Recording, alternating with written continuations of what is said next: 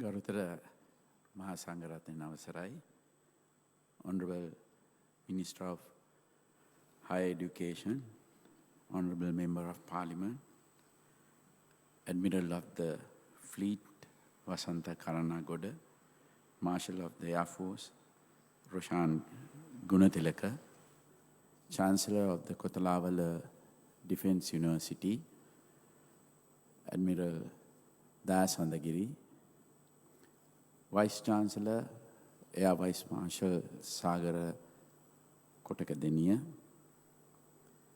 Vice Chancellors of Moratuwa and Ruhuna Universities, Service Commanders, Past Service Commanders, Members of the Board of Administration, Deans, Faculty members, staff members, graduates, parents, ladies and gentlemen. It gives me great pleasure to address you this evening at the final session of the General Convocation of the General Sir John Kotelawala Defence University. This convocation celebrates the hard work and accomplishments over 1,200 students who are graduating today in a variety of disciplines. At the outset, I convey my warm congratulations to all the graduates on having achieved this important milestone in their lives. I also wish to extend my warm wishes to the parents and families of those who are graduating today. I'm sure those parents and families would be justly proud of the achievements of their loved ones. The General Sir John Kotelawala Defence University is a very special institution in our tertiary education system. It was conceived as an academy to train young officers from the 3 armed services and provide them with higher academic qualifications. Its establishment was made possible by the generosity of Sir John Kotelawala, one-time Prime Minister who gifted the Kandawala estate and all its assets, associated assets, for this purpose, prior to his demise in 1980. Since its establishment, this institution has produced many young officers for all 3 services who have gone on to serve their country with distinction. A number of them have also made the ultimate sacrifice for their motherland. My own personal association with the KDU goes back many years. My last posting during my career as a military officer was as its deputy commandant. Later, during my tenure as the Secretary to the Ministry of Defence in the government of President Mahinda Rajapaksa, this institution was elevated to the status of fully fledged university. The establishment of the university's medical faculty, the admission of civilian students and foreign cadets, the introduction of postgraduate education and facilities for research and development, and the location of the southern campus in Suryawava all took place during that period. Further, steps were taken to establish the KDU's state-of-the-art university hospital. Today, the General Sir John Kotelawala Defence University provides high-quality undergraduates and postgraduate education for both military officers and civilian professionals in a variety of fields. All its faculties, including the medical faculty, have risen to a high degree of accomplishment. I would like to encourage the university's administrators, academics, and staff to keep working zealously to continue building up the institution's standing in the realm of tertiary education. The present staff must ensure that the capacity of the university is utilized to fullest for the benefit of the present students, so that more and more student intakes can be accommodated. More opportunities for postgraduate education and research and development must be fostered. General Sir John Kotelawala Defence University should strive to be an exemplary higher educational institution, not just in Sri Lanka, but in the region as well. Education system is unfortunately today, actually, generally, education system is unfortunately an exam-centric one. It is biased towards narrowing students' opportunities for higher learning instead of expanding them. This is particularly a problem at the secondary school level. Irrespective of the skills, aptitudes, and knowledge gained by students throughout their primary and secondary education, their future is effectively determined by their results at national level examinations such as the GCE ordinary level exam and the GCE advanced level exam. This focus on exams has created unhealthy competition within the students' population, because only a small proportion of students who sit for these exams continue on to higher studies. Parental pressure and social pressure on these children is immense. This results in large number of children losing out on many opportunities to develop themselves in other ways during one of the most decisive periods in their life. The intense competition to score well at exams has created a culture that values rote learning for exam preparation instead of the fostering of creativity, intellectual curiosity, and the development of practical skills. It has also reduced the time students have to engage in sports and aesthetics. For these reasons, the current education system and education culture actually militate against the development of healthy, stress-free, well-rounded individuals who can think and learn for themselves and contribute positively to the society. This has tremendous adverse impacts on society overall as well as on our children.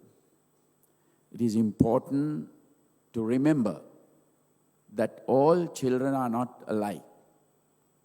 Different children have different skills, interests, and aptitudes.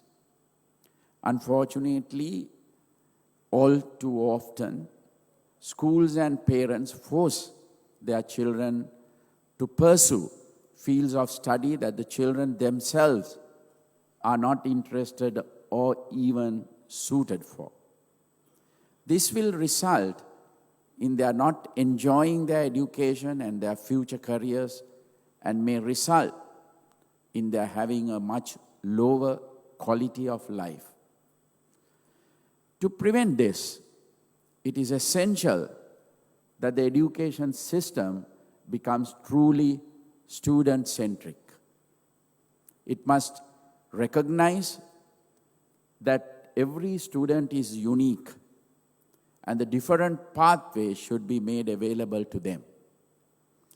The education system must actively enable children to identify their strengths at an early age and guide them towards appropriate fields of study in line with their interests and abilities, and also practically beneficial to them in the future. The exam secondary education system we currently have also means that large number of students do not progress beyond certain national level examinations. Despite the time they have spent in primary and secondary education, they suddenly find themselves with no options for further studies. They end up effectively cast aside by the system. This demoralizes them and prevents them from reaching their full potential. These are children and youth who do not have experience, and we cannot allow them to become lost because of the limitations of the system. That is why we must broaden the opportunities available for further education through both the state education system as well as through the private sector. It is critical to increase the intake of students into universities and other tertiary education institutions. More use must be made of the existing capacities of the state universities, and more investments need to be made to upgrade their infrastructure facilities and increase their human resources. Technology must be infused into the higher education system so that the options available for distance learning and continuing education can be expanded. While the university system produces graduates in a wide variety of fields, from the arts and humanities to the sciences, it is important to realize that the ultimate aim of most students is to obtain gainful, high-wage employment. Universities must therefore ensure that their course offerings help students to obtain the career opportunities they will seek. Students in every field of study, including the arts, should learn about technology, since this will have a large impact on their lives in the future, irrespective of what career they embark upon. With the guidance of their institutions, they must develop the skills that are in demand by the market. Universities must also offer more degrees, diplomas, and other higher educational qualifications that are in high demand by businesses and which must be catered for in order for the economy to develop in the future. The 21st century is widely acknowledged as the knowledge century. Many new technologies ranging from artificial intelligence, big data, robotics, the Internet of Things, biotechnology, 3D printing, and automation will reshape economic growth in developed countries over the coming decades.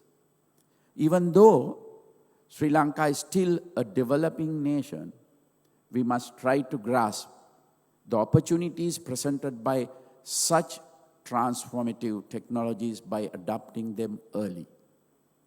Our students need to become prepared for this. much more awareness about these technological trends needs to be created at the secondary school level, and our tertiary education system must provide many more opportunities for students to engage with these technologies. In this context, it is important to stress that the lack of government resources should not be an inhibiting factor in achieving the broadening of tertiary education options. Private universities and educational institutions can fulfill a part of the need that presently exists for increasing higher education options. If such institutions can provide qualifications at a high standards of quality and recognition, it will be to everybody's benefit. While free education has had a truly transformative impact on Sri Lanka and must always be protected, it is important to allow those who can afford to pay for private education to follow their higher studies in Sri Lanka instead of going abroad. If we can increase the availability of high-quality tertiary education providers in the country, parents who might otherwise send their children abroad would be very happy for them to remain in Sri Lanka and learn. This will not only help reduce significant outflows of our foreign reserves, but even more importantly, it will retain more smart young people in the country. For Sri Lanka to rapidly develop, it is necessary for us to reverse the brain drain. If the government as well as the private sector can ensure that a high standard of education is provided by local universities and other higher educational institutions, it may even be possible for us to start attracting international students to study in Sri Lanka and convert the higher education sector into a foreign exchange earner for this country.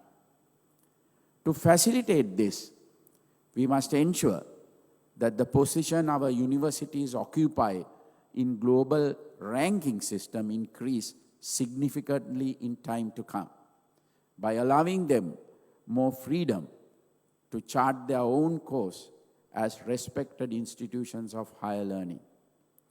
Vocational education is another critical aspect of further education which needs to be addressed. Not everyone is interested pursuing an academic degree. Furthermore, the focus on purely academic qualifications is likely to decrease in the job market of the future.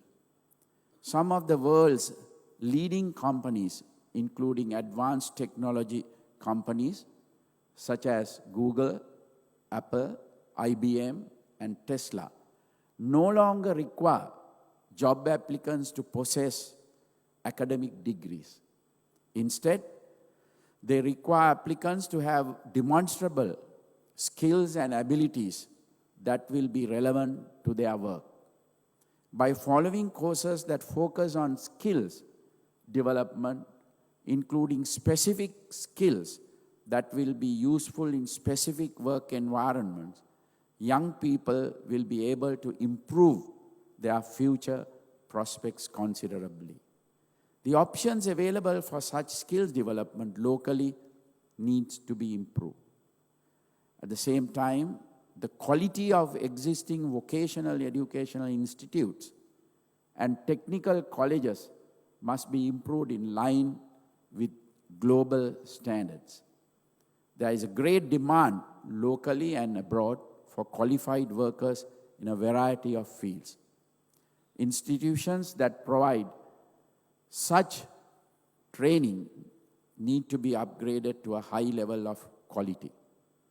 The ability to offer continuing education, including refresher courses and reskill courses, should also be enhanced. This is particularly important given the rapidly changing global environment. a large number of jobs, including white-collar jobs that were traditionally thought to be safe from automation and artificial intelligence, are increasingly under risk.